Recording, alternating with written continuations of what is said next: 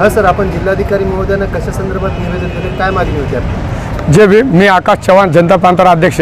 आज आम्ही माननीय जिल्हाधिकारी साहेब यांच्या थ्रू राज्याचे मुख्यमंत्री एकनाथजी शिंदे साहेबांना अशी विनंती केलेली आहे की घरकुल माता रमाई आवास योजना यांचे घरकुलाचे जे मानधन आहे, ज्यावेळेस माता रमाई आवास योजना चालू झाली त्यावेळेस 2.5 लाखामध्ये ते घर होत होते, पण आजच्या घडीला जे काही खर्च वाढलेला आहे, जसं की मिस्त्री खर्च आहे, लेबर खर्च आहे, रेतीचा रेट वाढलेले आहेत, त्याच्यानंतर गजाई वाढलेली आहे।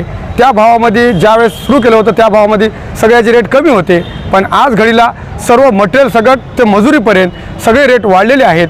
त्यामुळे माता रमाई आवास योजना ही 2 लाख 2.5 लाख रुपयामध्ये होत नाही।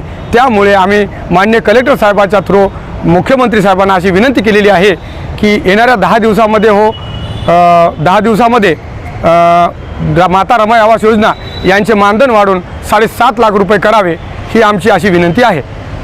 ही मागणी मान्य न झाल्यास आपलं पुढील भूमिका काय राहील? आमची 10 दिवसाचं मागणी मान्य नाही झाली तर आम्ही जिल्ह्याभरातून कलेक्टर ऑफिसवर तीव्र स्वरूपाचा पॅन्थर स्टाईलमध्ये मोर्चा काढू, आंदोलने करू।